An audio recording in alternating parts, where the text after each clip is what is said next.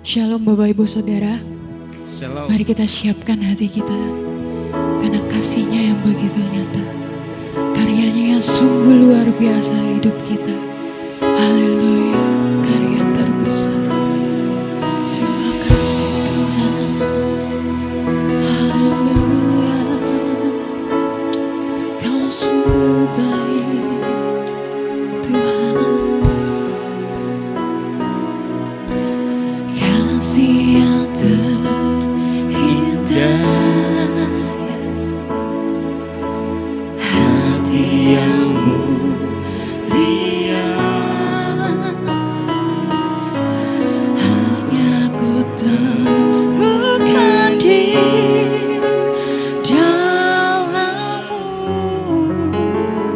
Yesusku. Pujian dari hatiku selalu di setiap waktuku, tiada pernah berubah kasih-Mu. Mari nyanyikan pujian ini. Karya terbesar dalam hidupku, pengorbananmu yang selamatkanku. Engkaulah harta yang tak ternilai yang ku miliki dan ku hargai. Yesus, Engkau ku kagumi. Oh, kasih yang terindah, hati yang mulia, hanya ku temukan di dalam-Mu, Yesusku. Pujian dari hatiku selalu di setiap waktuku, tiada pernah berubah kasih-Mu. Karya terbesar, karya terbesar dalam hidupku, pengorbananmu yang selamatkanku. Engkaulah harta yang tak ternilai yang ku miliki dan ku hargai. Yesus, Engkau ku kagumi. Mari Bapak Ibu Saudara kita bangkit berdiri. Kita mau memuliakan Dia lebih lagi karena karya-Mu yang luar biasa Tuhan.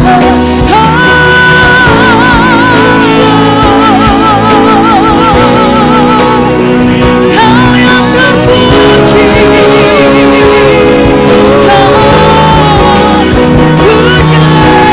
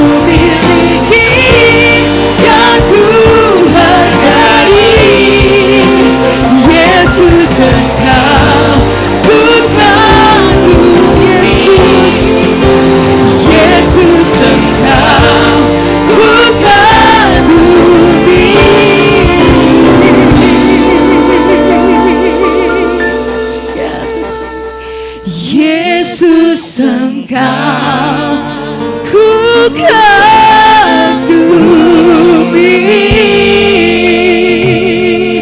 Mari bersorak-sorai bagi Yesus. Haleluya.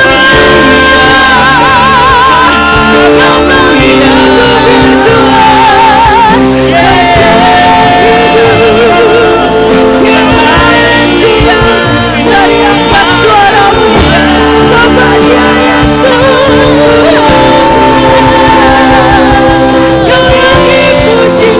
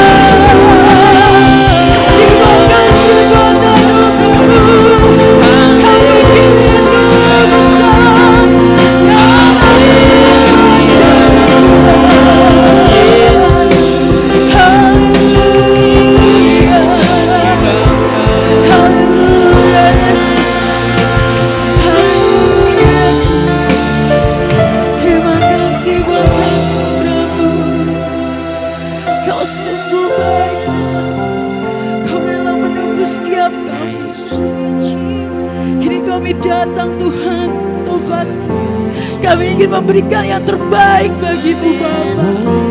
Lawan setiap kami Yesus. Kami percaya Engkau hadir di tempat ini Tuhan. Biarlah api-Mu boleh ada di tempat ini Yesus. Haleluya. Haleluya Tuhan. Terima kasih Tuhan pada anugerah-Mu.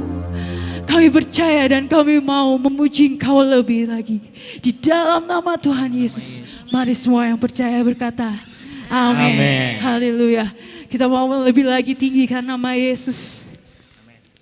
Karena hidup kita tidak akan sama lagi.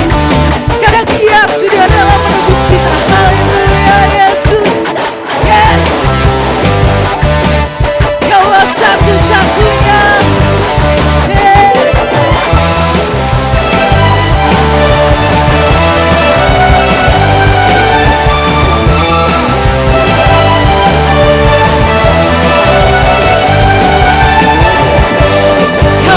Satu-satunya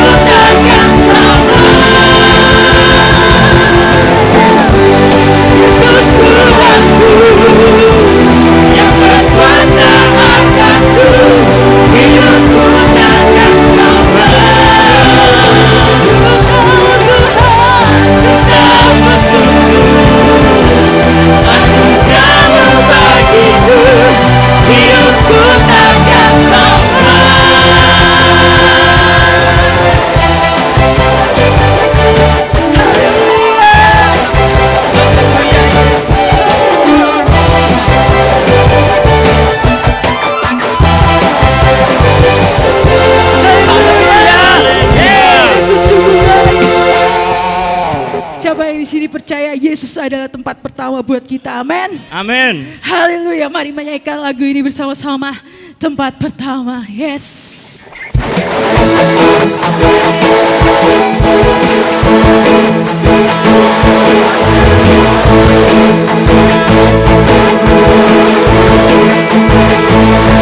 Yang mau selalu ada di tempat pertama di hatiku, yang selalu menjadi yang utama.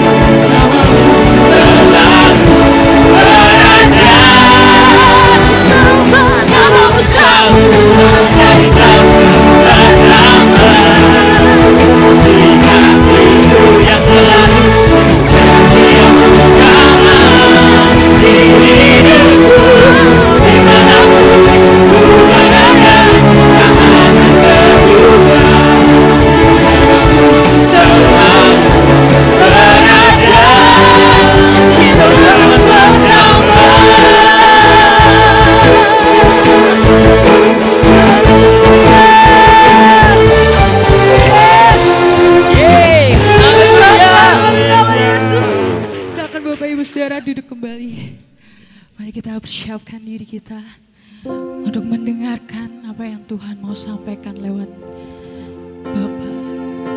Haleluya Yesus. Kau terlalu indah buat kami Tuhan. Kau terlalu baik untuk kami Yesus. Haleluya. Terima kasih buat anugerah. Kemanakah aku dapat pergi menjauhi rohmu yang suci, kau sahabat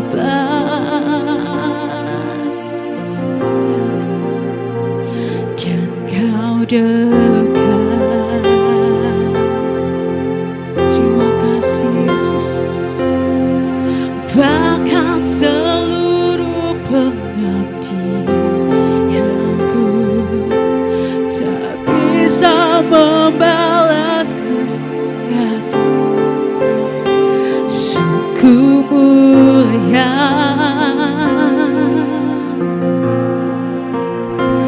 dan berharga, sungguh besar pengorbananmu bagiku, terlalu dalam untuk dimengerti, sungguh besar, sungguh indah yang kau pikirkan tentangku, tak terselami bagiku, sungguh indah. Yes, kemanakah aku dapat pergi, menjauhi rohmu yang suci, kau sahabat,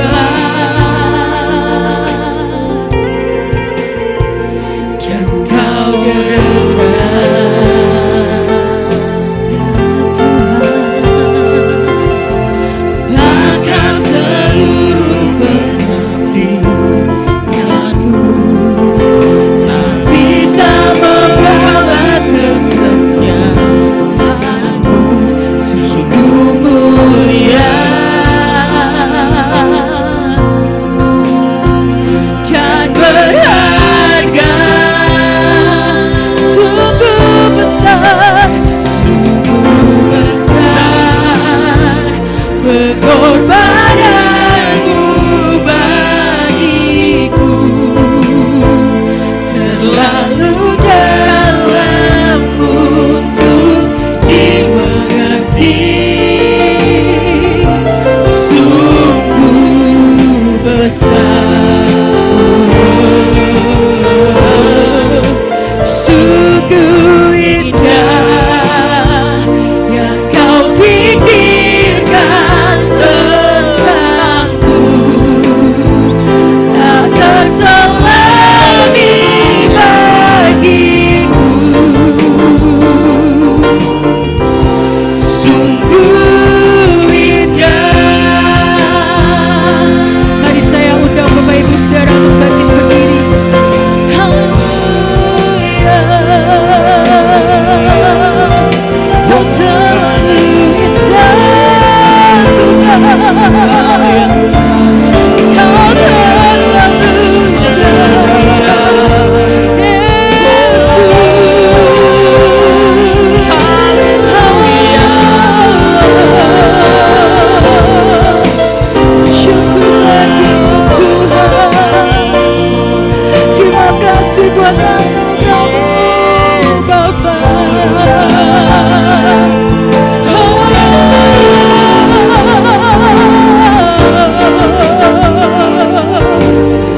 Hari kita pujikan lagi, sungguh indah Tuhan.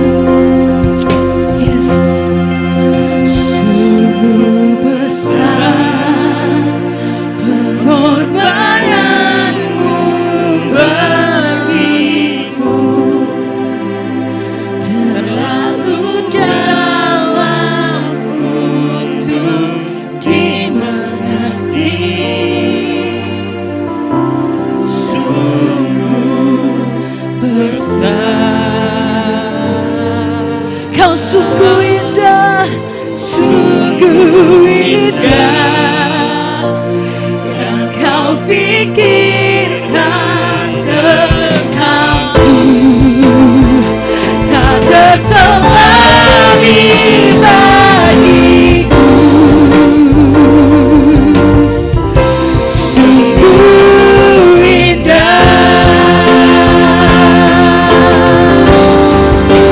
sungguh besar pengorbanan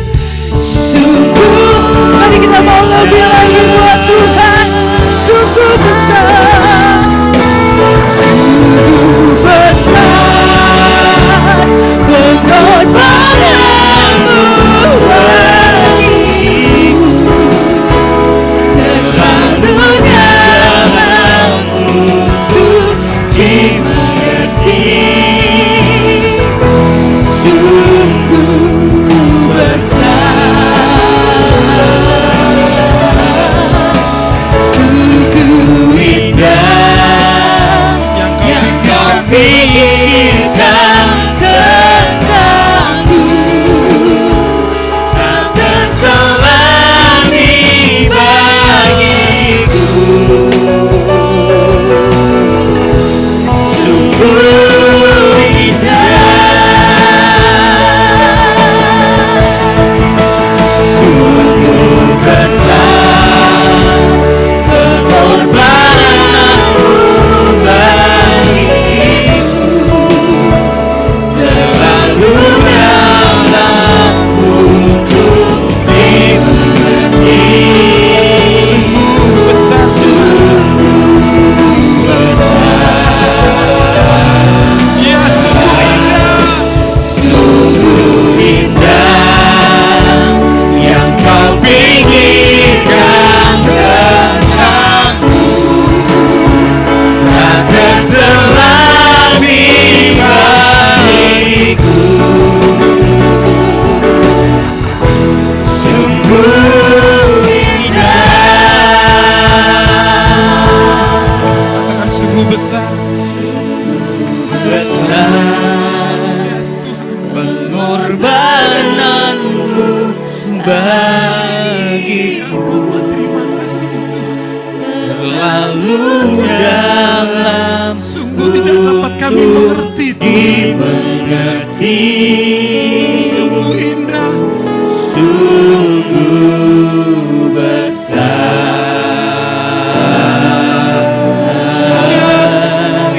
sungguh indah yang kau pikirkan tentangku, terselami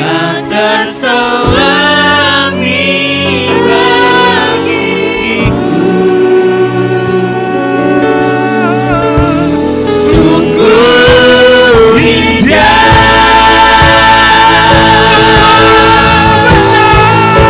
sungguh besar pengorbananmu bagiku, ya terlalu dalam, dimengerti. Sungguh besar, sungguh besar, sungguh indah yang kau pikirkan tentangku, tak terselami bagiku. Sungguh indah,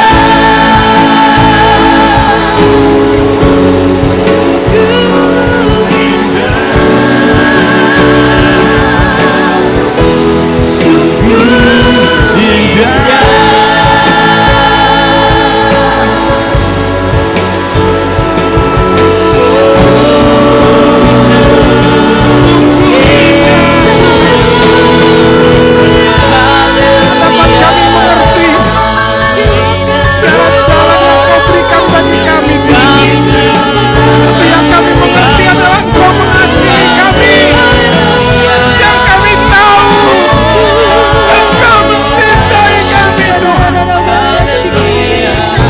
Haleluya, haleluya. Sungguh indah segala perbuatan-Mu bagi kami, Bapa.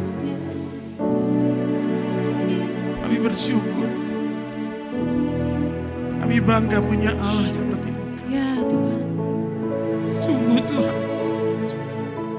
nama-Mu ada di hati kami, yes, di setiap waktu kami,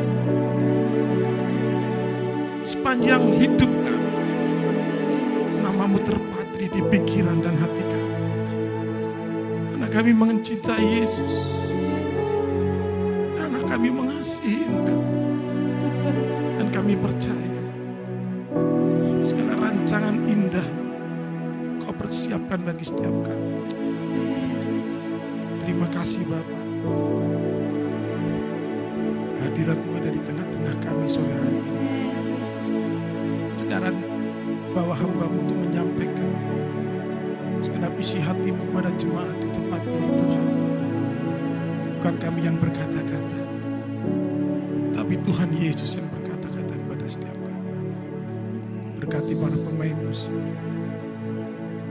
WL, singer, dan seluruh jemaat Tuhan yang ada di tempat ini dengan berkat daripada surga. Di dalam nama Tuhan Yesus kami sudah berdoa dan kami bersyukur. Haleluya. Amin. Shalom. Puji nama Tuhan, saudaraku. Tadi saya ngerasani sama Pak Jeffrey. Ini anaknya Ibu Hana sudah bisa nyanyi. Sebentar lagi Ibu Hana harus pensiun. Nah, katanya tadi pagi sudah mimpin pujian Pak pagi. Oh, berarti belum pensiun ya. Dipersiapkan untuk pensiun berarti. Haleluya, puji nama Tuhan. Kita sudah agak lama enggak ketemu saudaraku ya. Mungkin ada 2 tahun ya. Oh, enggak ada ya. Puji nama Tuhan, dan kita kembali boleh berjumpa lagi. Dan tentu kita berharap bahwa sore hari ini ada firman Tuhan yang menjadi firman yang membuat kita itu bisa menjadi orang yang lebih baik lagi. Amin. Dan tema gereja kita tahun 2024 adalah transform. Jadi artinya itu berubah. Jadi setiap tahun kita harus berubah. Tidak boleh stagnan, tapi berubah. Terus berubah. Merubah diri kita semakin baik. Semakin indah. Di dalam dunia binatang kita tahu ada yang namanya metamorfosa. Jadi kita harus mengalami metamorfosa. Kalau dulu jelek, sekarang jangan jelek. Iya tuh, tahun 2023 jelek, 2024 tambah elek. Kadang-kadang orang-orang yang diperbaiki itu yang secara fisiknya, yang jasmani diperbaiki terus. Seperti istri saya ini, yang diperbaiki yang jasmani terus. Tapi rohaninya kurang diperbaiki. Jadi wajahnya semakin cantik, ya. Tapi tidak tahu rohaninya nggak ngerti. Tapi kelihatan bahwa sekarang itu orang wajahnya diisi-isi biar tambah cantik, berubah. Tapi saya percaya bahwa Anda melihat saya tidak akan pernah berubah. Dulu dan sampai selama-lamanya tetap elek. Puji nama Tuhan, saudara. Tapi kalau Anda selalu melihat pendeta-pendeta yang ganteng-ganteng, ya bosan juga. Jadi harus diselingi dengan agak hamba Tuhan sing elek. Supaya kegantengan gembala sidang saudara itu nampak. Kalau enggak ada saya, tidak nampak kegantengannya. Kalau saya ada di sini, wah Pak Jokowi walai jademen. Amin. Nah, kalau saya bilang elek mesti saudara mesti amin. Aku tak bedek mesti. Agar aku muni elek mesti wamine kompak. Coba aku muni aku sang ganteng, ora ono sing muni amin. Wah, Joko ngapusi. Haleluya, puji Tuhan. Jadi kita harus berubah, mengalami metamorfosa. Jadi kalau saya melihat kehidupan saya dulu tidak seperti ini, saudaraku. Tapi semakin hari semakin berubah, semakin harus lebih baik lagi dari hari yang lalu. Jadi jangan terus seperti itu. Kalau dalam hidup kita ada satu yang tidak baik, untuk tahun ke depan harus lebih baik lagi. Amin. Jadi jangan terus seperti itu. Wah, saya seperti Tuhan Yesus Pak Joko. Loh, maksudnya apa? Saya tidak pernah berubah. Tuhan Yesus kan enggak pernah berubah. Saya ngerokok ya enggak pernah tak rubah. Jadi enggak ngerokok terus. Jangan seperti itu. Tapi kita harus berubah. Amin. Semakin hari semakin indah. Semakin luar biasa, semakin berkenan di hadapan Tuhan. Dan itu nanti akan nampak dalam kehidupan saudara. Kalau Anda berubah nanti akan nampak. Kelihatan memancar kemuliaan Tuhan itu dalam diri saudara. Ada wibawa Kristus. Jadi kalau orang ketemu saudara itu nampak kewibawaan saudara. Karena apa? Orang semakin kudus semakin berwibawa. Amin. Tapi orang dosa itu Anda kalau hidupmu benar, kalau Anda lihat orang dosa itu Anda terasa. Coba nanti Anda boleh dibuktikan. Jadi kalau hidupmu semakin kudus, kalau Anda berhadapan dengan orang berdosa itu, nampak orang itu di mata saudara. Jadi kelihatan kalau orang ini, wah ini doanya kok rada kurang kayak ini. Ini kok rada menyimpan sesuatu. Kelihatan. Jadi Anda harus semakin mendekat kepada kesempurnaan. Meskipun saya katakan tidak pernah ada orang yang sempurna. Tapi minimal Anda mendekat. kepada kesempurnaan. Semakin kudus, semakin indah. Dan yang berubah adalah hidup kita dari gelap harus menjadi terang. Jangan gelap-gelapan terus.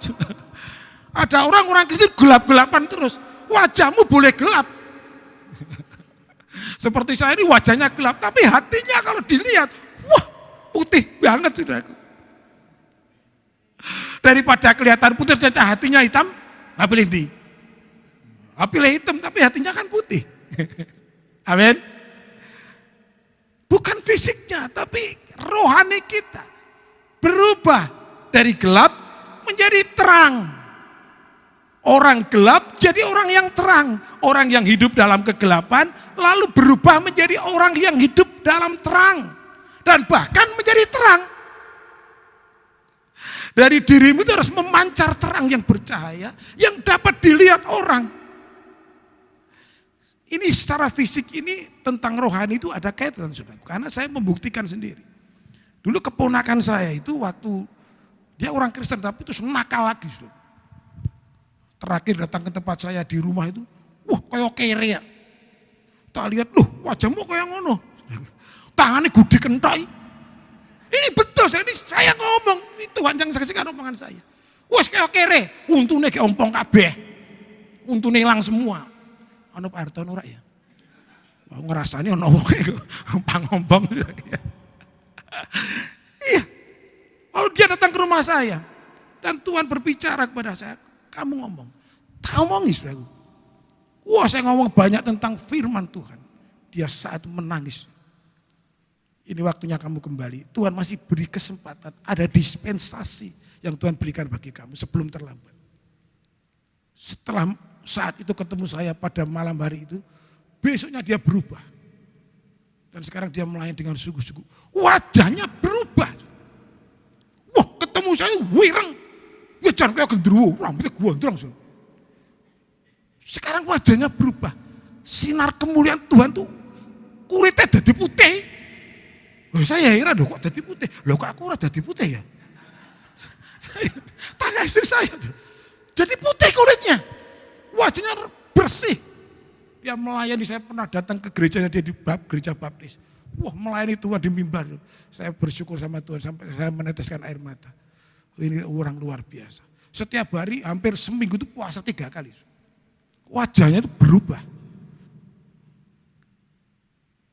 Ya giginya ya tetap protol, saudaraku, ya tetap pompong. Tapi ada kemuliaan Tuhan di situ. Amin. Karena kekudusan, karena hubungan intim dengan Allah itu membawa sesuatu dalam dirinya. Kalau Anda berhubungan dengan Tuhan sangat dekat, maka secara fisik pun Anda akan berubah. Dan ada wibawa Kristus di situ. Jadi orang ketemu saudara itu gerak sih. Benar saudara, kalau Anda ketemu orang yang diurapi Tuhan tuh rasanya sudah. Saya ketemu Pak Bekti itu, wah kayak ubeng-ubengan. Wah Pak Bekti ngalor, aku ngidul. Saya tidak tahu kenapa, saya takut. Wah dia ngetan, wah ngulon. Wah selalu bertentangan. Kalau dengan Pak Jafri tidak seperti itu, dia ngulon, saya melu ngulon. Ya, tak tahu terus kan dia. Kalau Pak Bekti tidak berani ketut dia. Ada rasa sungkan, mungkin karena dia senior. Tapi saya katakan kepada saudara bahwa Anda harus hidup itu semakin kudus supaya nampak. Jadi berubah dari gelap menjadi terang. Coba kita membaca dalam Roma pasal 12 ayat yang kedua. Nanti ada yang bisa tolong membacakan untuk saya.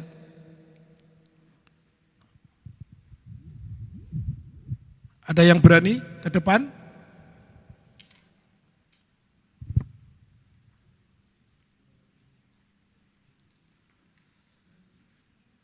Roma 12 ayat yang kedua.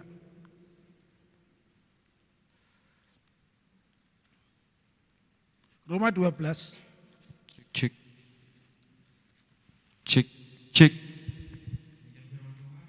Janganlah jadi serupa dengan dunia ini, tetapi berubahlah oleh pembaharuan budimu, sehingga kamu dapat membedakan manakah kehendak Allah, apa yang baik, yang berkenan kepada Allah, dan yang sempurna. Janganlah kamu menjadi serupa dengan dunia ini, tetapi berubahlah oleh pembaharuan budimu, sehingga kamu dapat membedakan manakah kehendak Allah, apa yang baik, yang berkenan kepada Allah, dan yang sempurna. Jadi kita diminta Tuhan untuk kita tidak serupa, tidak menjadi serupa dengan dunia ini, menjadi serupa dengan orang dunia yang jahat. Engkau harus berubah, jangan menjadi serupa dengan orang dunia. Dengan orang dunia artinya orang dunia yang jahat. Kalau Anda serupa dengan orang dunia yang baik, itu yang Tuhan inginkan. Tapi jangan serupa dengan orang dunia yang jahat. Tuhan ingin seperti itu. Dan dikatakan engkau harus memperbarui akal budi, mindsetnya, pikirannya dirubah. Pikiran kotornya dirubah. Pikiran egoisnya dirubah. Pikiran yang ingin melakukan sesuatu yang tidak sesuai dengan kehendak Tuhan harus dirubah. Saat kita mendengarkan Tuhan, saat mendengarkan suara Tuhan melalui hamba-hambanya, di saat itulah kita harus peka. Telinga kita peka, telinga jasmani peka, dan telinga rohani juga peka. Supaya mengubah, mendengar, lalu dimasukkan dalam hati, mulai dirubah. Memperbarui akal budi, memperbarui pikiranmu itu loh. Karena semua perkara apapun dimulai dari pikiran, termasuk dosa. Kalau ada orang istrinya 3-4, yang mula pertama yang ada di pikirannya adalah pikiran ingin mencari istri lagi. Kemarin saya sama istri saya, dia tak tunjukkan, ini loh pikiranku seperti ini. Jadi kamu tidak usah khawatir. Istri saya cemburuan. Wah, saya sama dia tuh ya bucin saya. Tapi dia gitu. Saya kasih tahu ada yang ada dalam pikiran saya. Ini adalah saya sudah punya dia. Dia sampai kapanpun nggak pernah bisa habis. Wah, ilmunya kamu entek piye ora iso. Kenapa saya harus cari yang lain? Dia sudah cukup luar biasa bagi saya. Ini yang ada di pikiran saya. Dan saya tidak akan mencari lagi wanita lain. Karena yang tak cari yang mesti ragelem. Kecuali pikirannya keblinger. Seperti dia keblinger. Tapi cari orang yang keblinger zaman sekarang kan susah. Oh, katanya itu para politikus, orang rakyat sudah pinter-pinter. Termasuk wanita pinter-pinter. Haleluya. Jadi kita harus memperbarui akal budi kita. Mindset kita, pikiran kita dengan cara penuh dengan firman. Ibrani 4 ayat 12. Sebab kuat dan lebih tajam daripada pedang bermata dua manapun. Ia menusuk amat dalam sampai memisahkan jiwa dan roh, sendi-sendi dan sumsum. Ia sanggup membedakan pertimbangan dan pikiran hati kita. Jadi saudaraku, untuk memperbarui akal budi, mindset, pikiran kita hanya dengan satu cara. Engkau harus penuh dengan firman. Karena dikatakan tadi dalam Ibrani 4 ayat 12, sebab firman Allah hidup dan kuat dan lebih tajam daripada pedang bermata dua manapun. Ia menusuk amat dalam sampai memisahkan jiwa dan roh, sendi-sendi dan sumsum. Ia sanggup membedakan pertimbangan dan pikiran hati kita. Jadi kalau hidupmu penuh dengan firman, maka engkau akan bisa membedakan. Mempertimbangkan dalam pikiranmu dan dalam hatimu. Firman dikatakan firman itu kuat. Seperti pedang bermata dua. Yang lebih tajam dari pedang manapun. Yang bisa menusuk amat dalam. Sampai memisahkan roh dan jiwa. Karena yang kotor itu adalah jiwamu. Maka roh, yaitu pedang roh itu memisahkan jiwamu yang kotor dengan rohmu. Sehingga kamu bisa membedakan mana yang pantas saya lakukan, apa yang mana yang tidak pantas saya lakukan. Kalau engkau penuh dengan firman, firman itu penuh dalam hidupmu, engkau bisa membedakan. Yang pantas tak lakukan itu yang mana? Kalau kira-kira saya ini sudah punya istri lirak-lirik sama wanita lain itu, kira-kira pantas gak? Kalau aku sudah ke gereja menjadi orang Kristen, kira-kira kalau saya pasang togel, pantas gak?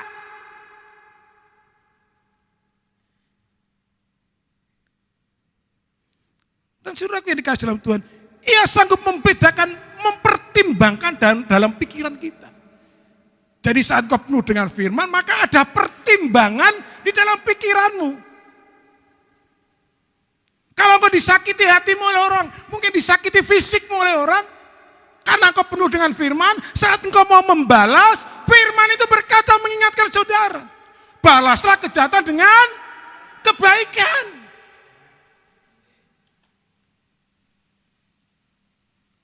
Maka firman itu memang luar biasa. Dikatakan sebab firman Allah hidup dan kuat dan lebih tajam daripada pedang bermata dua manapun. Dia memisahkan antara roh dan jiwamu. Jiwamu ingin balas, tapi rohmu berkata, jangan. Karena firman Tuhan berkata, jangan kau balas.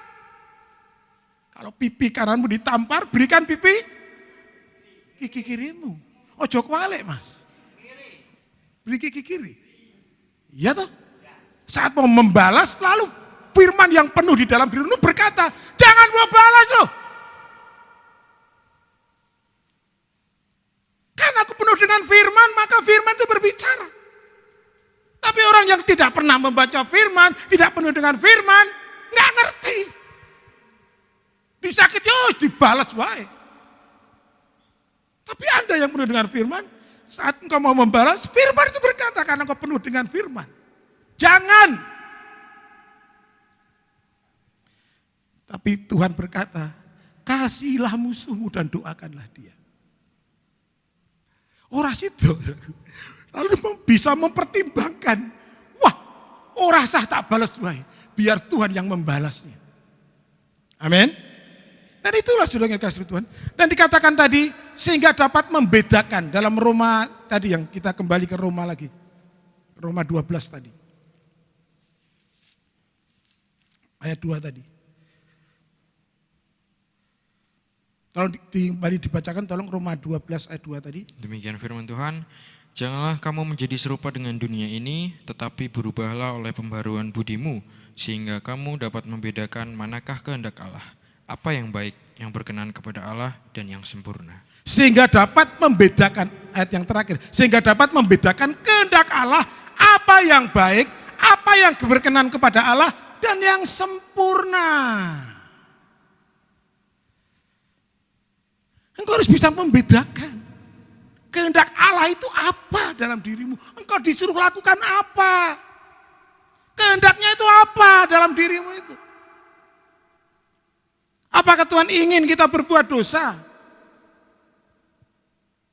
Apakah Tuhan ingin kita menjadi orang jahat? Enggak, saudara. Haleluya. Dan kita harus berubah. Dan yang sudah mampu mengubah dirinya menjadi berkenan di hadapannya, itulah orang yang sudah punya iman sejati. Tolong slide-nya. Saya katakan yang sudah mampu mengubah dirinya menjadi berkenan di hadapannya, itulah orang yang sudah punya iman sejati. Yakobus 2 ayat 17, 20 dan 26 mengatakan, iman disertai dengan perbuatan iman. Kalau tidak disertai perbuatan iman, iman itu kosong. Iman itu mati.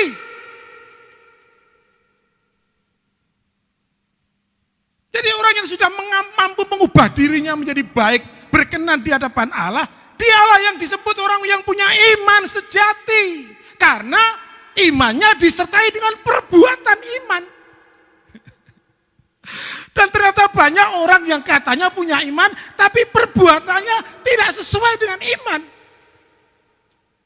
Ke gereja setiap minggu percaya Yesus Kristus Tuhan, tapi masih mencuri, masih korupsi, masih punya istri lagi, masih pengen cari perempuan lain, masih ngerokok, masih minum-minum, masih narkoba.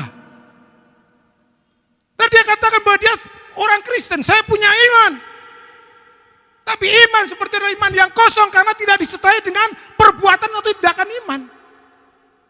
Tapi kalau kau punya iman yang sejati, imanmu itu disertai dengan perbuatan iman. Ada juga orang Kristen yang fanatiknya luar biasa, tapi gak pernah ke gereja. Saya ketemu dengan orang itu. Wah, kalau ngomong tentang iman, saya percaya Yesus, soal macam-macam. Lah sampean ke gereja, ingin boten. Wah, lah ciloko. Nggak ke gereja. Tapi Anda ini melakukan perbuatan iman. Amin. Anda percaya Yesus, lalu Anda ke gereja. Mendengarkan firman. Inilah perbuatan iman. Tapi juga dibarengi kalau sudah keluar dari gereja ini, perbuatan imannya terus dijaga. Jangan keluar dari gereja ini tetap berbuat dosa. Yang dilakukan perbuatan imannya hanya ibadah tok. Tapi selain itu masih menjadi orang yang gelap. Artinya engkau tetap belum punya iman yang sejati. Dan tema Februari adalah iman sejati mengubah nasib. Jadi kalau kau punya iman sejati, nasibmu itu berubah. Benar sudah. Saya tidak bisa membayangkan seandainya saya tidak bertobat, orang ketemu karo wong iki. Terus piye nasibmu? Dia kan yang Kristen dia. Saya kan orang Islam. Bahkan saya kalau ketemu orang Kristen kepengen tak gecek. Loh benar sudah. Kalau dia wah Kristen, kepengen tak tekak orang Kristen.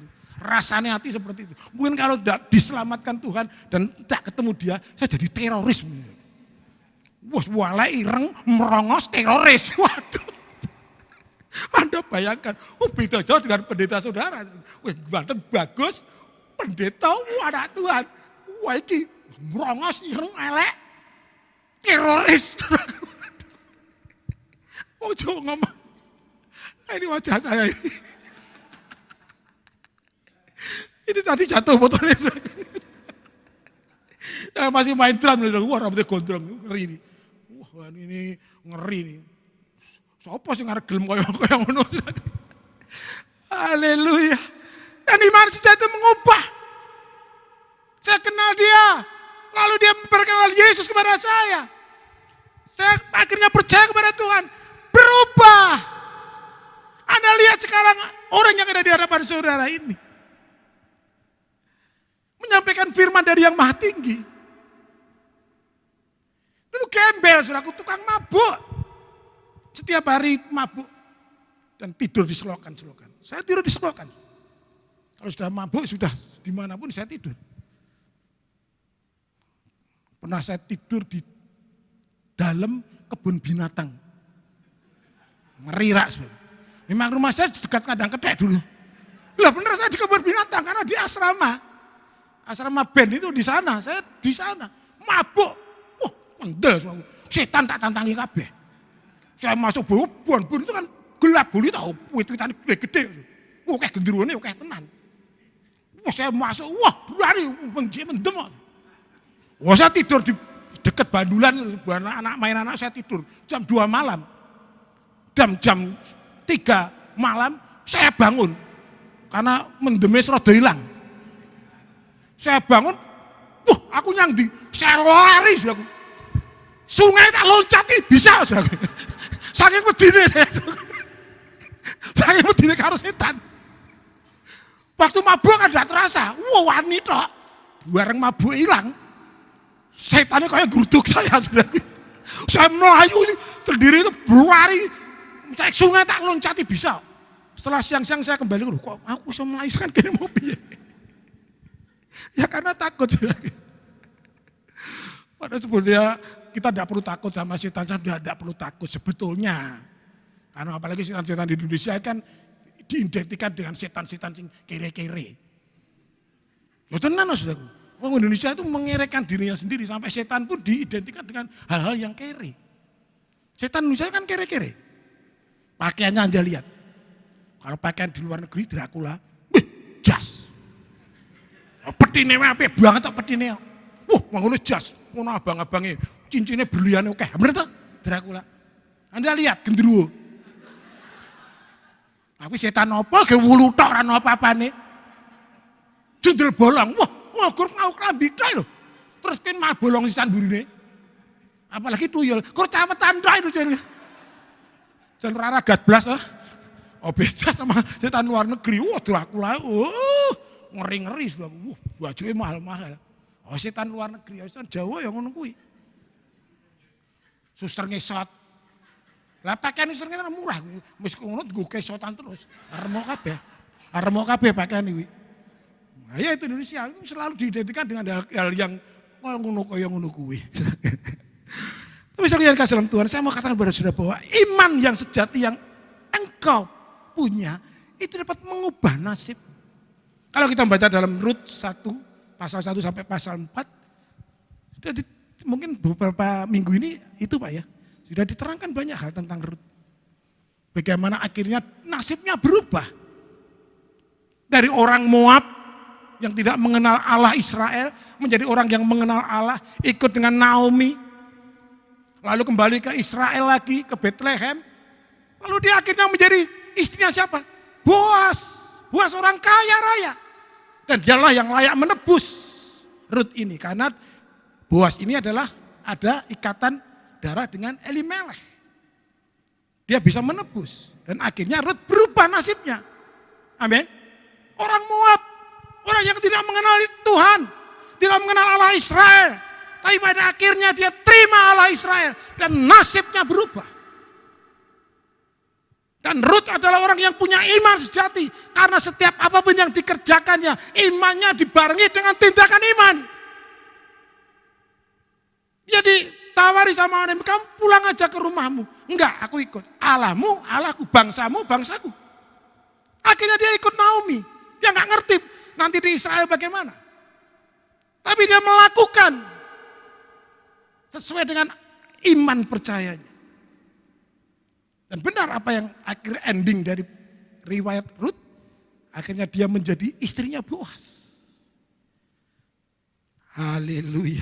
Saudara yang dikasih dalam Tuhan, nasib Rut diubahkan karena memiliki iman sejati yang di dalamnya ada kebenaran.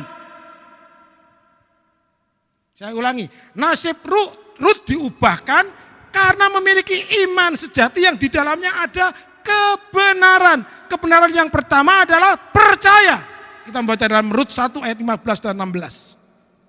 Demikian firman Tuhan, berkatalah Naomi, telah pulang iparmu kepada bangsanya dan kepada para allahnya. Pulanglah mengikuti iparmu itu. Tetapi kata Rut, janganlah desak aku meninggalkan engkau dan pulang dengan tidak mengikuti engkau. Sebab kemana engkau pergi, ke situ jugalah aku pergi. Dan di mana engkau bermalam, di situ jugalah aku bermalam. Bangsamulah bangsaku dan Allahmulah Allahku. Yang pertama kebenaran itu yang dikandung dari kebenaran, yang pertama adalah percaya. Dikatakan seperti ayat 16, tetapi kata Rut, janganlah desak aku untuk meninggalkan engkau dan pulang dengan tidak mengikuti engkau. Sebab kemana engkau pergi, ke situ jugalah aku pergi. Dan di mana engkau bermalam, di situ juga aku bermalam. Bersamamulah bangsaku dan Allahmulah Allahku. Dia percaya. Inilah isi dari kebenaran, percaya. Dan Rut percaya kepada Allah Israel. Dan yang kedua, dia setia. Ayat 15. Berkatalah Naomi, telah pulang iparmu kepada bangsamu dan kepada para allahnya. Pulanglah mengikuti iparmu itu. Tapi ayat 16 dikatakan dia tidak mau pulang. Rut orang yang setia kepada Naomi. Itulah kebenaran. Engkau juga harus setia kepada Tuhan. Karena kebenaran adalah percaya dan setia kepada Dia.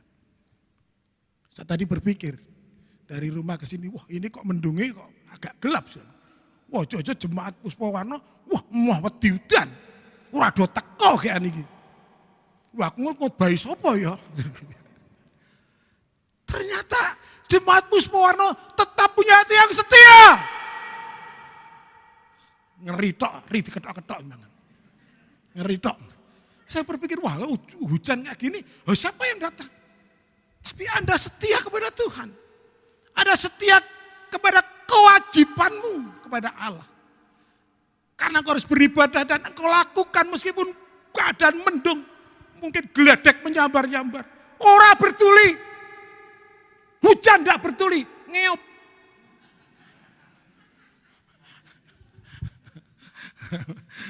Saya tadi naik mobil tak alon-alon gitu. Nah, karena waktunya masih lama tak alon, kalau yang di belakang saya ngebel nanti mungkin dia berpikir bapak iki edan apa piye. Wong dalane kosong orang melaku lah dia ternyata kan hujan. Saya ada berpikiran, hujan ya, mulane dibal-bal. Dia mau cepet-cepet karena kehujanan. Saya yang di mobil enak aja. Tapi saya berpikir, waduh ini hujan. Tapi Anda adalah orang yang setia kepada Tuhan. Amin. Meskipun bumi berguncang, gempa bumi, orang bertuli tetap teko. Kenapa Anda punya hati seperti itu? Itulah hati yang setia kepada Tuhan. Bukan karena Anda pengen ketemu saya kan. Jojo kangen sama saya. Jojo lagi, Jojo. Wah, sudah ketemu wong elek kayak kangen juga itu. Mungkin gitu ya. Wah, tapi tak lihat memang bener. Sing paling elek aku tok nyang kene. Tenan tak tidak ada lu kabeh. Wah, bagus kabeh. Main musim malah istri saya ngomong, main musik ceking-ceking, Pak. Ora kaya kowe wetengmu jembling. Wah, dia itu selalu ngelek saya saudaraku ya. Aku saya berpikir, kowe iki jare duwe bojo aku gelo apa piye? Bagi saya itu kamu adalah anugerah. Tapi bagi aku musibah kowe, Pak. Bagi dia ternyata saya itu musibah saudaraku ya. Wah, dulu pacarnya dia. Wah, kurana ya. Aturan duwe sapa-sapa kuwi ya kan. Adakah kalau yang Anda tunggu ada yang guyon-guyon kita? Firmane kok carry yang penting guyonnya Pak. Saya tahu hati saudara itu saya tahu. Tak center dari sini kayak. Wah, ini akhirnya Pak Joko ora guyon, wah, gue apa udan-udan teko ngono. Iki apa teki? Oh, tak darahku gelang. Benang. Mau tekan di mau marah-marah. Karena Anda ya selalu memecah konsentrasi saya. Selalu begitu. Makanya sekali ini kalau lama ada saya kangen sudah. Kok aku dundang-dundang kayak aku sudah dibenci kalau Jemaat Puspawarno ya. Salahku ki opo aku. Haleluya. Puji nama Tuhan. Saudara yang dikasih dalam Tuhan, itulah kebenaran. Maka judul khotbah pada sore hari adalah dimuliakan olehnya karena kebenaran. Karena engkau punya kebenaran, maka engkau akan dimuliakan olehnya. Oleh Tuhan Yesus, Roma 8 ayat 30, tolong dibacakan. Demikian firman Tuhan, dan mereka yang ditentukannya dari semula, mereka itu juga yang dipanggilnya. Dan mereka yang dipanggilnya, mereka itu juga dibenarkannya. Dan mereka yang dibenarkannya, mereka itu juga dimuliakannya. Dan mereka yang ditentukannya dari semula, mereka itu juga dipanggilnya. Dan mereka yang dipanggilnya, mereka itu juga dibenarkannya. Dibenarkannya ada di mata Tuhan sebab kita benar. Maka Tuhan katakan, kita dibenarkannya. Dan mereka yang dibenarkan oleh Allah, mereka itu juga dimuliakannya.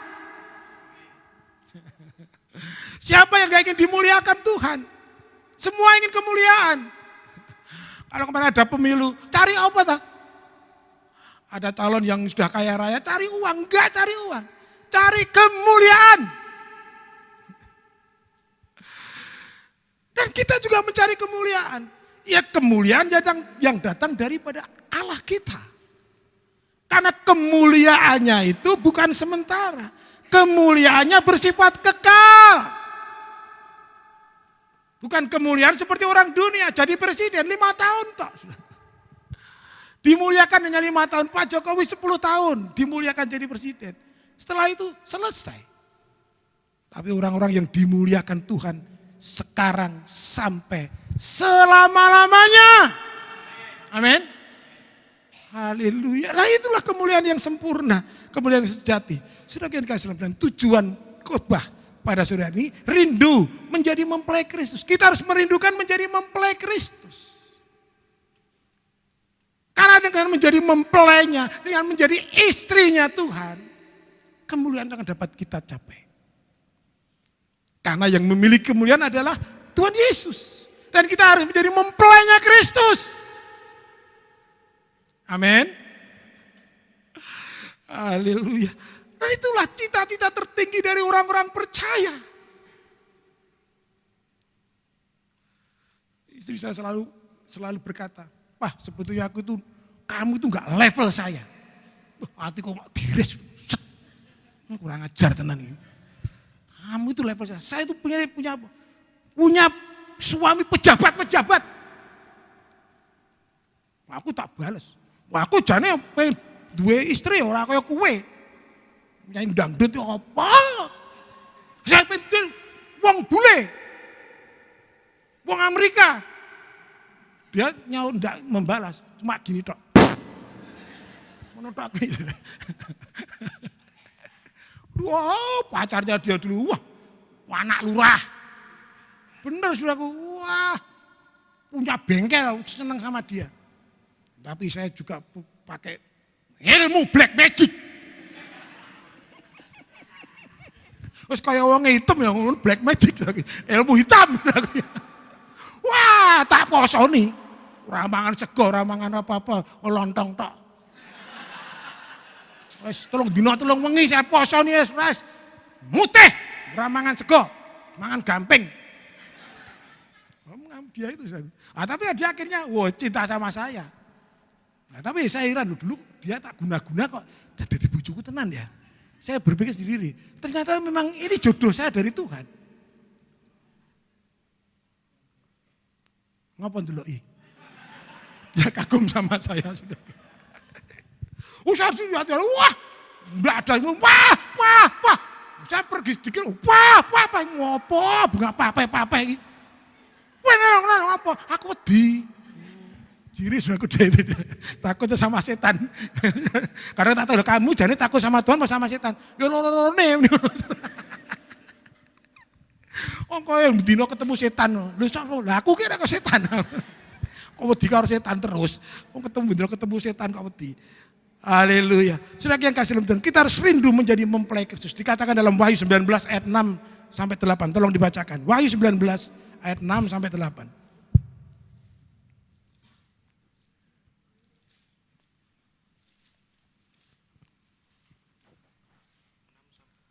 Demikian firman Tuhan. Lalu aku mendengar seperti suara himpunan besar orang banyak, seperti desau air bah dan seperti deru guru yang hebat, katanya. Haleluya. Karena Tuhan Allah kita yang Maha Kuasa telah menjadi Raja. Marilah kita bersukacita dan bersorak-sorai dan memuliakan Dia. Karena hari perkawinan anak domba telah tiba dan pengantinnya telah siap sedia. Dan kepadanya dikaruniakan supaya memakai kain lenan halus yang berkilau-kilauan dan yang putih bersih. Lenan halus itu adalah perbuatan-perbuatan yang benar dari orang-orang kudus. Haleluya. Inilah syarat supaya kita menjadi mempelainya. Ayat 7, marilah kita bersukacita dan bersorak-sorai dan memuliakan Dia karena hari perkawinan anak domba telah tiba dan pengantinnya telah siap sedia. Jadi pengantinnya harus siap sedia. Bagaimana terjadi pernikahan perkawinan kalau pengantinnya enggak siap? Maka dikatakan dalam ayat 8, dan kepadanya dikaruniakan supaya memakai kain lenan halus yang berkilau-kilauan dan putih bersih. Lenan halus itu adalah perbuatan-perbuatan yang benar dari orang-orang kudus. Perbuatan benar dari saudara dan saya. Itu syarat untuk menjadi mempelai Kristus. Tanpa kekudusan, enggak ada perkawinan anak domba. Tanpa kesucian tidak pernah ada perkawinan. Tidak pernah ada yang dimuliakan. Dan kalau engkau mau menjadi mempelainya Kristus, engkau harus mempersiapkan diri siap sedia dengan perbuatan benar. Perbuatan kudus. Yang tidak kudus jangan harap kau jadi mempelainya Kristus. Tidak bisa. Haleluya. Dan kebenaran yang dikerjakan Rut akhirnya berbuah manis. Kalau engkau mengerjakan kebenaran, mengerjakan kekudusan, hidupmu suci, maka semua akan berbuah manis. seperti Rut. Dan eksposisi kita adalah Rut 4 ayat 1 sampai dengan ayat yang ke-17. Bisa dibacakan dengan cepat. Rut 4 ayat 1 sampai ayat ke-17. Karena kalau Anda tidak membaca dengan cepat, aku rasa guyon. Demikian firman Tuhan. Boas telah pergi ke pintu gerbang dan duduk di sana. Kebetulan lewatlah penebus yang disebutkan Boas itu. Lalu berkatalah Boas, "Hai saudara, datanglah dahulu kemari, duduklah di sini." Maka datanglah ia lalu duduk. Kemudian dipilihnyalah 10 orang dari para tua-tua kota itu dan berkata, "Duduklah kamu di sini." Maka duduklah mereka. Lalu berkatalah ia kepada penebus itu, "Tanah milik kepunyaan saudara kita Elimelek hendak dijual oleh Naomi yang telah pulang dari daerah Moab. Jadi pikirku, baik juga hal itu kusampaikan kepadamu sebagai berikut. Belilah tanah itu di depan orang-orang yang duduk di sini dan di depan para tua-tua bangsa kita. Jika engkau mau menebusnya, tebuslah. Tetapi jika engkau tidak mau menebusnya, beritahukanlah kepadaku supaya aku tahu bahwa tidak ada orang yang dapat menebusnya kecuali engkau dan sesudah engkau, aku." Lalu berkatalah ia, "Aku akan menebusnya." Tetapi kata Boas, "Pada waktu engkau membeli tanah itu dari tangan Naomi, engkau memperoleh Rut juga, perempuan Moab, istri orang yang telah mati itu, untuk menegakkan nama orang itu di atas milik pusakanya."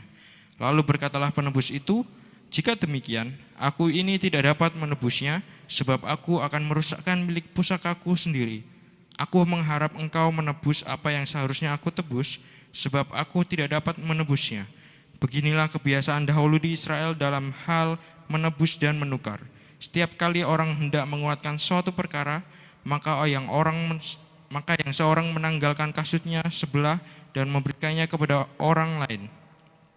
Demikianlah caranya orang mensahkan perkara di Israel." Lalu penebus itu berkata kepada Boas, "Engkau saja yang membelinya," dan ditanggalkannyalah kasutnya. Kemudian berkatalah Boas kepada para tua-tua dan kepada semua orang di situ, "Kamulah pada hari ini menjadi saksi bahwa segala milik Elimelek dan segala milik Kilion dan Mahlon aku beli dari tangan Naomi. Juga Rut, perempuan Moab itu, istri Mahlon, aku peroleh menjadi istriku untuk menegakkan nama orang yang telah mati itu di atas milik pusakanya. Demikianlah nama orang itu tidak akan lenyap dari antara saudara-saudaranya dan dari antara warga kota. Kamulah pada hari ini menjadi saksi." Dan seluruh orang banyak yang hadir di pintu gerbang dan para tua-tua berkata, "Kamilah menjadi saksi. Tuhan kiranya membuat perempuan yang akan masuk ke rumahmu itu sama seperti Rahel dan Lea, yang keduanya telah membangunkan umat Israel. Biarlah engkau menjadi makmur di Efrata dan biarlah namamu termasyhur di Betlehem. Keturunanmu kiranya menjadi seperti keturunan Peres yang dilahirkan Tamar bagi Yehuda, oleh karena anak-anak yang akan diberikan Tuhan kepadamu dari perempuan muda ini." Lalu Boas mengambil Rut dan perempuan itu menjadi istrinya dan dihampirinyalah dia. Maka atas karunia Tuhan perempuan itu mengandung, lalu melahirkan seorang anak laki-laki. Sebab itu perempuan-perempuan berkata kepada Naomi, "Terpujilah Tuhan yang telah rela menolong engkau pada hari ini dengan seorang penebus.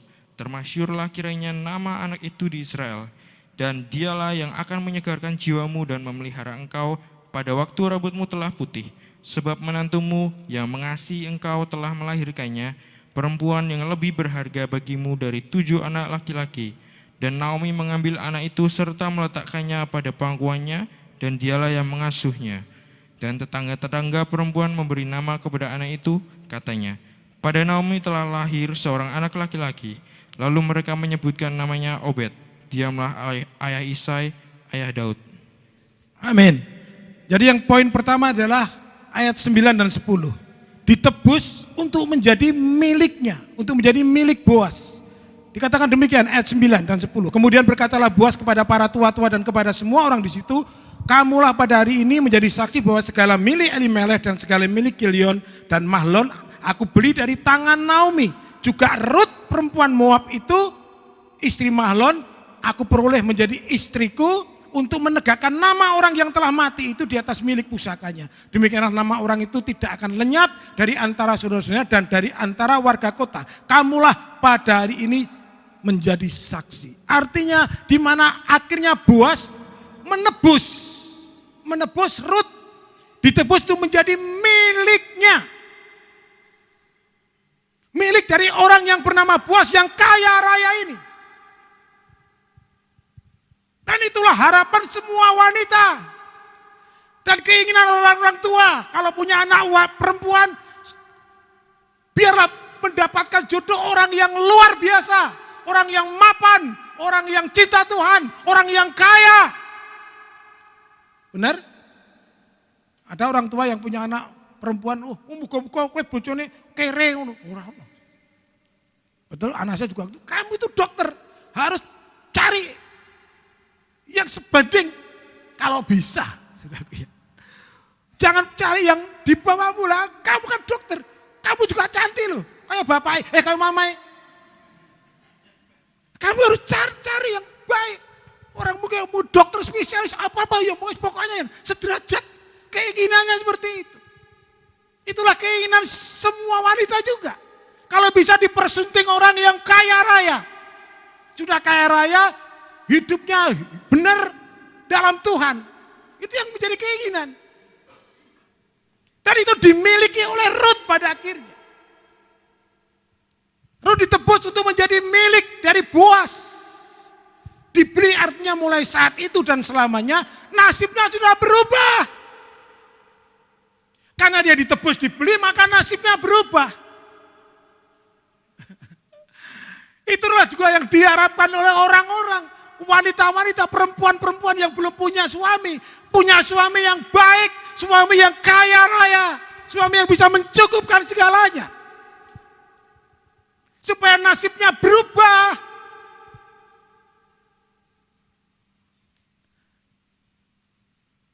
Dan kita adalah orang yang sudah ditebus dan dibeli oleh Tuhan. Amin. Dan saya percaya bahwa nasib kita sudah berubah. Kalau dalam cerita ini baru dikatakan mau memperistri, kalau kita itu sudah menjadi milik Kristus.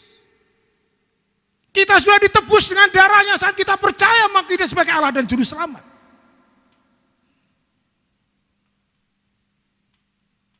Demikian juga orang-orang percaya yang telah ditebus Tuhan Yesus, nasibnya berubah. Dan kita perlu menghargai sang penebus itu. Coba kita baca 1 Petrus 1, 18-19. Demikian firman Tuhan, melainkan dengan darah yang mahal, yaitu darah Kristus yang sama seperti darah anak domba yang tak bernoda dan tak bercacat. Ia telah dipilih sebelum dunia dijadikan, tetapi karena kamu, ia baru menyatakan dirinya pada zaman akhir. Kita ditebus dengan darah yang mahal. Amin. Dengan kematian anaknya yang tunggal. Penebusan kita dengan darah Kristus. Dan kita harus menghargai penebusan itu yang Tuhan sudah berikan bagi kita. Dengan hidup benar dan nurut kehendaknya. Lalu dikatakan sadar bahwa diri kita sepenuhnya sudah menjadi miliknya. 1 Korintus 6 ayat 19 dan 20. Tolong dibacakan. Demikian firman Tuhan, atau tidak tahukah kamu bahwa tubuhmu adalah bait Roh Kudus yang diam di dalam kamu. Roh Kudus yang kamu peroleh dari Allah. Dan bahwa kamu bukan milik kamu sendiri. Sebab kamu telah dibeli dan harganya telah lunas dibayar. Karena itu muliakanlah Allah dengan tubuhmu. Atau tidak tahukah kamu bahwa tubuhmu adalah bait Roh Kudus yang diam di dalam kamu, Roh Kudus yang kamu peroleh dari Allah, dan bahwa kamu bukan milik kamu sendiri, sebab kamu telah dibeli dan harganya telah lunas dibayar. Karena itu muliakanlah Allah dengan tubuhmu. Tubuhmu dipakai untuk memuliakan Allah. Tanganmu dipakai untuk memuliakan Tuhan. Seperti kita nyanyi tadi, nyanyi kita angkat tangan. Jangan dipakai untuk nyolong. Dikasih Tuhan semua yang ada dalam kita ini sudah bukan milik kita lagi, tapi sudah miliknya Tuhan. Jadi tanganmu itu miliknya Tuhan. Jangan pakai untuk hal-hal yang kotor yang Tuhan tidak sukai. Punya tangan untuk nyolong pitik. Wah, dicekal polisi, wah ini ada cobaan dari Tuhan. Ambil gedes. Malah jadi kecekal dihukum. ini cobaan dari Tuhan Yesus. Oh, tidak ada cobaan. Tuhan tidak pernah cobai orang. Ini ujian dari yang maha kuasa. Wah, di hotel sama istrinya orang ketangkep. Dipukuli. Wah, ini ujian dari Tuhan Yesus. Ora. Apolamu dewe. Kadang-kadang saya di TV lihat sudah orang ditangkap, oh, narkoba ditangkap, artis ditangkap narkoba. Dia ngomong, ini adalah cobaan dari Allah Subhanahu wa Ta'ala. Ya kalau sabu-sabu ya dicekel polisi. Lah sabu-sabu ya dicekel toh. Itu bukan ujian, bukan cobaan. Tapi itu salahmu sendiri. Dan apa yang ada dalam dirimu bukan milikmu lagi. Semua itu milik Kristus, tubuhmu itu miliknya Tuhan. Jangan berpakai sembarangan. Ya, tapi pakailah untuk hal-hal yang kudus. Lalu saudaraku, yang kedua, ayat 13a. Poin kedua adalah menjadi istri selamanya. Rut 4 ayat 13a, saya bacakan untuk saudara. Lalu Boas mengambil Rut dan perempuan itu menjadi istrinya dan dihampirinya lah dia. Poin kedua, akhirnya Rut menjadi istri selamanya. Karena Alkitab tidak pernah mengatakan bahwa setelah ini lalu Boas dan Rut bercerai. Enggak ada yang mengatakan itu. Artinya dia menjadi istri selama-lamanya bagi Boas. Amin. Dan kita menjadi istrinya Tuhan. Mempelai Kristus. Nanti juga untuk selama-lamanya menjadi istrinya Tuhan. Dan kita punya hak sebagai istri. Dan kewajiban dalam hukum perkawinan. Saya tulis hak dan kewajiban istri dalam hukum perkawinan. Jadi ini harus kita ngerti. Kita adalah mempelai Kristus. Kita punya hak dan kita juga punya kewajiban kepada suami kita, yaitu Tuhan Yesus Kristus. Haknya Efesus 5, 25 dan 28. Coba dibacakan. Efesus 5, 25 dan 28.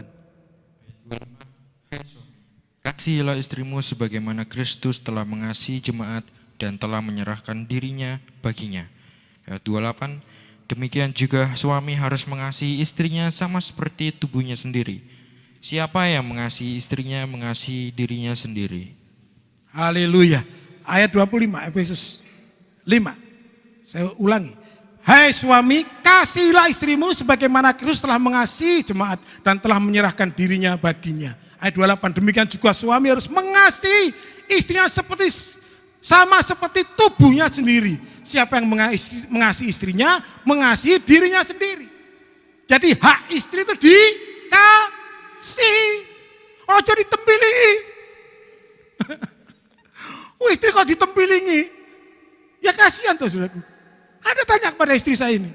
Belum pernah satu kali pun dia saya jewer sendik, belum pernah seumur hidup. Apalagi ngwantemi, belum pernah. Tanya ini, menungsan uji urip.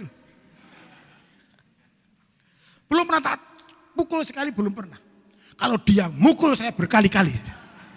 Tak itu ngono pengerong ewunan. Hati dia harus jengget saya itu. Wah saya konangan dia, wah makan wedangan saya.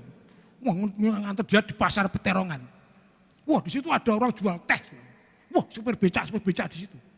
Wah saya ikut, wah teh kok seger men. Saya duduk di situ, duduk sama ya supir becak itu. Minum teh.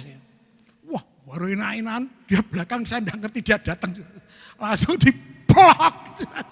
Kowe ngerti jemaatmu warna piye kuwi? Wah sampe nongkrong yang kene, ngombe teh piye? Kan jemaatmu warna ngerti kowe piye? Tapi saya percaya jemaat Tuhan ora apa-apa, jemaat Tuhan yang ngono. Padha wae. Tidak boleh sudah. Dia istri dan kita wajib dikasihi oleh istri. Istri wajib dikasihi oleh suami. Amin. Jangan dipukuli. Tapi dikasihi. Wah saya itu mengasihi dia, wah mati-matian. Oh namanya bucin. Saudaraku. Budak cinta SPM menang. Ya. Terus tak kasih. Wah dia kalau sakit, wah saya malah bicara Tuhan. Jangan diberi dia sakit. Sakitnya kasih saya saja. Saking saya sangi sama dia. Oh dia kalau badannya sakit tidak bisa tidur. Saya nunggu ini sewengi loh. Mataku tak pendelok-pendelok kayak aku. Pemantu tak jembek-jembek gini. Nunggu ini dia itu. Aku tekanan darahku kok tinggi ya. Tidak bisa tidur. Ya saya ngancani nunggu ini dia. Mata saya delok dia terus. Sewengi loh saudaraku. Bagaimana cintaku kepada dia. Bisa diukur dengan apakah itu. Tapi Kak Bu Dewi sama ya. Saya tidak berubah dari dulu sampai sekarang. Kan dari sini kan kadang-kadang kalau jemaat bersama mungkin yang suami istri yang sudah lama mungkin nikah. Kan sudah berbeda waktu pacaran. Kalau kesandung yang disalahkan siapa? Kesandung batu sing disalahkan siapa? Batu nih. Batu nyangkin ini ngopot lagi.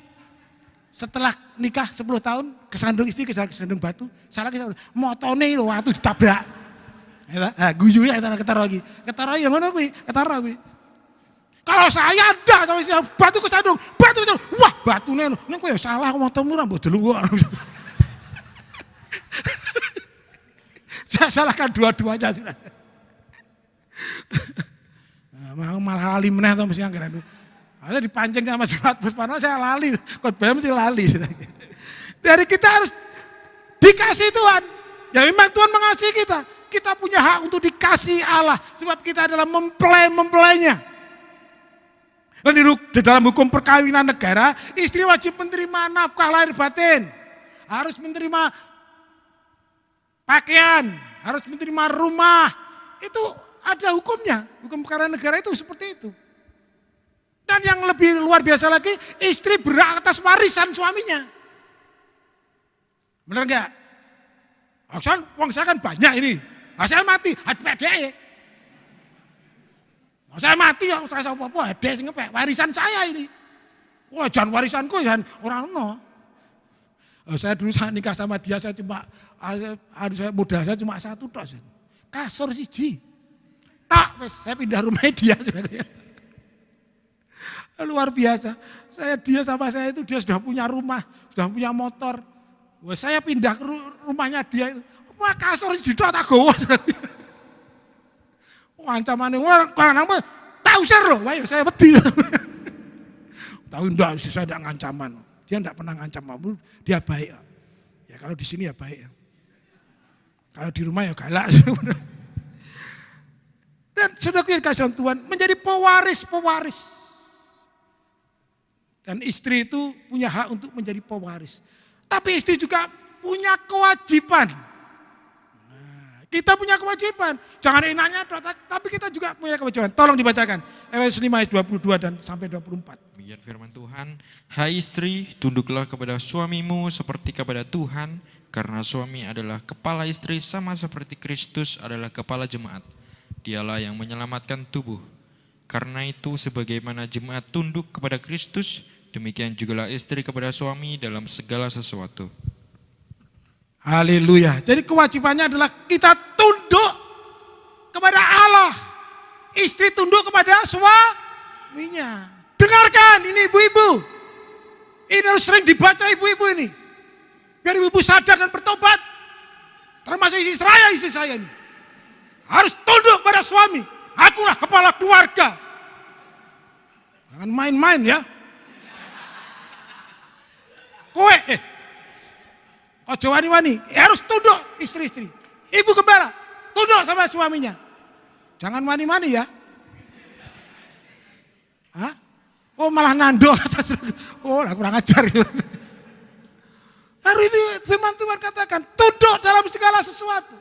Dalam segala hal. Inilah otoritas Kristus, suami, istri, anak-anak. Ojo wani-wani ya. Dengarkan firman Tuhan sore hari ini. Gayanya kalau dia di sini, nah di rumah, ngono ya. Kalau saya ajak khotbah dia, balan saya dikobai kok. Kamu gini diwalik deh. Waduh ya wes, kalah awu saya. Karena saya berpikiran, wah istri saya luar biasa. Tapi dia seorang istri yang luar biasa. Tapi istri-istri, engkau harus tunduk kepada suamimu. Apapun keadaannya, mungkin status ekonominya berbeda. Mungkin apapun yang berbeda, lebih tinggi dari saudara. Tapi istri-istri adalah yang harus tunduk kepada suaminya. Tapi ternyata tidak banyak yang bisa tunduk kepada suaminya. Suaminya ngomong 1 kecap, istrinya 10 kecap. Mah, mbok aja ngono, kowe kan kandhane lho ngono, aja ngono, ngajak lah kowe. 1 kali tok saya katakan. Mah, kowe iki mbok masakmu ki sing rasane ora enak kowe tuku dhewe kan aku gelem masake. Mau kowe masak aku mbak gerai masak kurang uyah, kurang mutu pantes kowe angel. Piro kowe kata-katane? Hitungan. Ini. Tapi kalau ibu gembala saudara enggak. Ini si saya loh ini. Mah kamu bawa sing bersihan gitu loh, bawa semua. Saya ngomong, Anda coba ya, contohnya. Mah, mbok kamu sing resian. Mah, mbok kamu sing resian. Berapa kata? Kaya ngono aku kok kowe resi-resi. Omong aku ora iso apa aku ora aku ya kotor kowe. Ora ping pira kuwi wisane. Hitungan kuwi. Tapi di sini kan enggak ada bedanya toh. Aku yang ngerti ya wana. Jemaat muswarna aku yang ngerti rahasiane tekel tanganku kabeh kok. Nggak ada yang ngaku. Oh, ada nih ya. Terus ke ora iki, guyon terus. Nanti kan bengi sisan. Lalu yang terakhir sudah gua ini enggak selautan meneh. Yang terakhir, poin terakhir, melahirkan generasi yang luar biasa. Akhirnya Rut ini melahirkan generasi-generasi yang luar biasa. 4:13-17. Tolong dibacakan sekali lagi. Rut 4:13-17. Demikian firman Tuhan, lalu Boas mengambil Rut dan perempuan itu menjadi istrinya dan dihampirinyalah dia. Maka atas karunia Tuhan perempuan itu mengandung, lalu melahirkan seorang anak laki-laki. Sebab itu perempuan-perempuan berkata kepada Naomi, terpujilah Tuhan yang telah rela menolong engkau pada hari ini dengan seorang penebus. Termasyurlah kiranya nama anak itu di Israel, dan dialah yang akan menyegarkan jiwamu dan memelihara engkau pada waktu rambutmu telah putih, sebab menantumu yang mengasihi engkau telah melahirkannya, perempuan yang lebih berharga bagimu dari 7 anak laki-laki. Dan Naomi mengambil anak itu serta meletakkannya pada pangkuannya, dan dialah yang mengasuhnya. Dan tetangga-tetangga perempuan memberi nama kepada anak itu, katanya, pada Naomi telah lahir seorang anak laki-laki, lalu mereka menyebutnya namanya Obed. Dialah ayah Isai, ayah Daud. Dari tetangga-tetangga perempuan memberi nama kepada anak itu, katanya pada Naomi telah lahir seorang anak laki-laki. Lalu mereka menyebutkan namanya Obed. Dialah ayah Isai dan ayah Daud serta ayah atau Tuhan Yesus. Mereka ini adalah kakek moyangnya Tuhan Yesus sekarang manusia. Dari Rut dan Boas lahirlah Obed yang menjadi kakek moyang dari Daud dan Tuhan Yesus secara manusia. Dan dari mereka lahir manusia yang menjadi berkat rohani dan jasmani bagi banyak orang. Amin. Coba ayat yang terakhir di Yesaya 61 ayat 8 dan 9. Ini ayat yang terakhir. Demikian firman Tuhan, sebab aku Tuhan mencintai hukum dan membenci perampasan dan kecurangan. Aku akan memberi upahmu dengan tepat dan akan mengikat perjanjian abadi dengan kamu. Keturunanmu akan terkenal di antara bangsa-bangsa dan anak cucumu di tengah-tengah suku-suku bangsa, sehingga semua orang yang melihat mereka akan mengakui bahwa mereka adalah keturunan yang diberkati Tuhan. Haleluya. Sebab aku Tuhan mencintai hukum dan membenci perampasan dan kecurangan. Aku akan memberi upahmu dengan tepat dan akan mengikat perjanjian abadi dengan kamu. Keturunanmu akan terkenal di antara bangsa-bangsa dan anak cucumu di tengah-tengah suku-suku bangsa, sehingga orang yang melihat mereka akan mengakui bahwa mereka adalah keturunan yang diberkati Tuhan. Dari keturunan kita yang orang-orang kudus ini, maka lahirlah orang-orang yang baik. Orang-orang menjadi berkat rohani maupun jasmani bagi banyak orang. Artinya keturunanmu menjadi keturunan yang diberkati Tuhan. Dan memang sudah disurvei dari keturunan orang jahat, banyak akhirnya melahirkan anak-anak yang jahat juga. Tapi survei juga mengatakan dari keturunan orang tua yang baik, melahirkan anak-anak yang baik.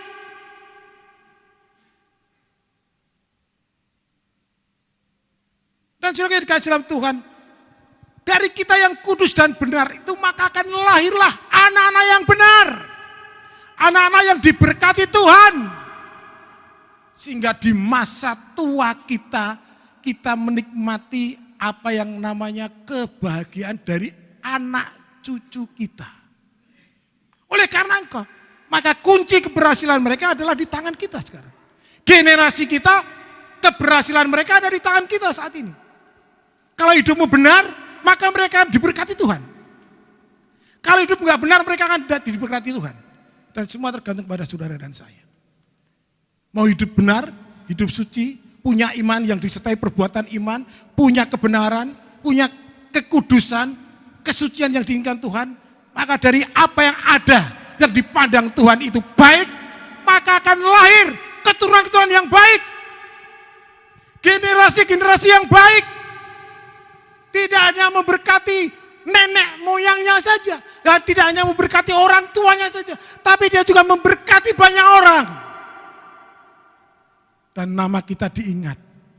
Kailo, selamat, saya ingin menjadi orang yang luar biasa. Selamat ki anake sapa? Anake Pak Parno. Lu Pak Parno ki lha Pak Parno jemaat Puspawarna no.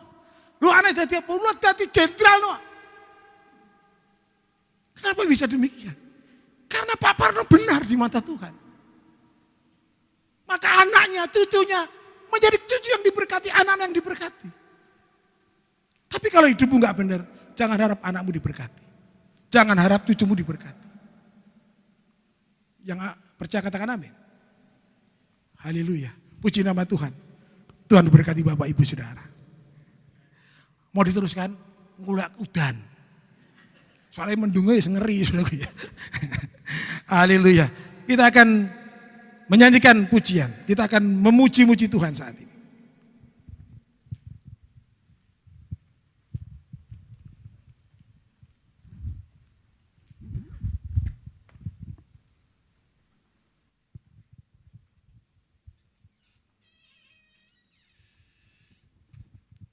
Kita akan nyanyikan satu pujian praise. Jadi pujian yang bersukacita. Tadi kan duduk terus toh. Oh Joko kan linggi. Mula udunen. Mari kita bangkit berdiri. Saudaraku ya. Dia raja.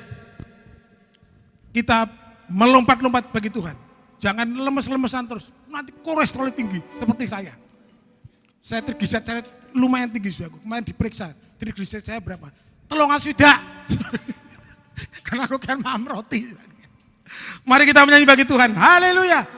Dia raja. Haleluya.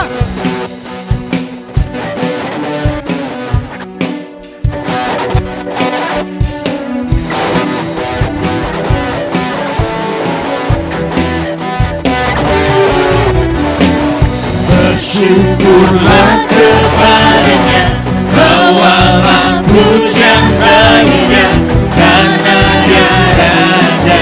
Dia yang berkata. Dia yang berkasa. Tuhan kekuatanku. Tuhanlah kekuatanku, masku dan keselamatanku.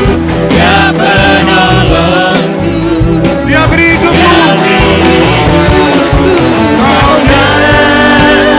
percaya, sudah semesta sudah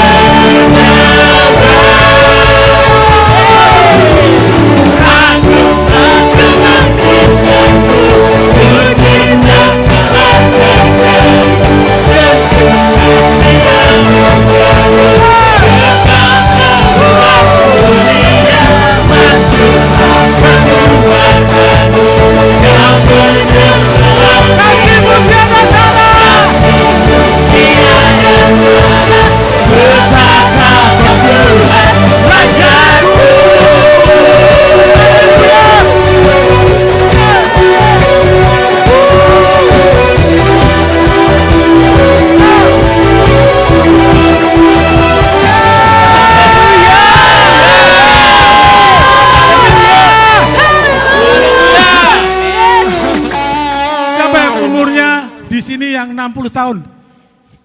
60. Yang di atas 60 tahun? Yang lainnya masih muda-muda. Aku kalah kalau sing tua. Karena ini lagu apa mas? Aku mesti muni, ini lagunya apa? Ini ada luar biasa. Saya yang senang Jumat bersama seperti ini. Dan saya selalu kangen. Kita sama istri kalau lama di sini kangen. Karena ini loh, suasananya ini luar biasa. Anda pengen nyanyi lagi? Pengen nyanyi lagi? Berarti nyanyi apa? Ya, nanti lain waktu kita nyanyi lagi. Nanti lain waktu saya mau memimpin pujian di sini kalau Pak Jeffrey yang menyampaikan firman, saya yang memimpin pujian. Kalau tidak Pak Jeffrey saya tidak mau pokoknya. Nanti Pak Jeffrey yang menyampaikan firman, saya yang memimpin pujian. Satu kali nanti satu waktu ya. Saya pengen seperti itu. Tapi kudu Pak Jeffrey loh. Pak Jeffrey rana mah. Maksudnya apa? Gini anak kayak bedone kan loh. Ketok ya. Kita welian maksudnya. Kita berdoa saudaraku. Kami bersyukur Tuhan buat sore hari ini. Terima kasih ada bagi kami dan kami boleh ada di tempat ini. Kami bersyukur Tuhan, terima kasih. Kami boleh menikmati hadirat Tuhan bersama saudara-saudara kami di dalam Tuhan. Kami sungguh merasakan ada ikatan yang luar biasa. Kami bersyukur Tuhan. Terima kasih Bapak. Terima kasih buat sore hari ini. Atas segala apa yang kau berikan bagi kami. Melalui tim musik, melalui semua yang melayani Tuhan sore hari ini. Kami bersyukur. Terima kasih Tuhan. Biar segala pujian, hormat, kemuliaan hanya bagi Engkau. Hanya di dalam nama Tuhan Yesus kami sudah berdoa dan kami bersyukur. Haleluya. Amin. Berikan bagi Tuhan yang ini. Haleluya.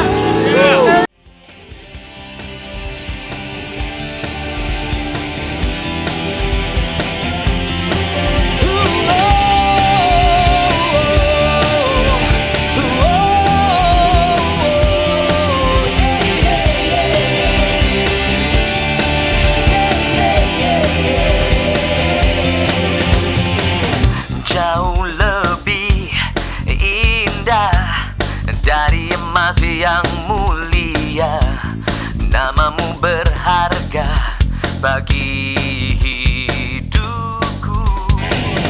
Jauh lebih kuat dari semua yang ku tahu.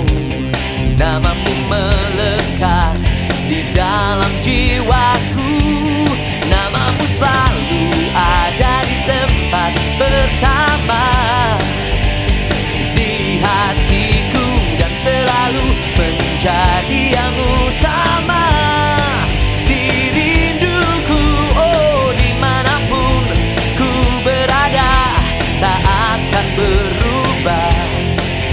Namamu selalu berada di tempat pertama.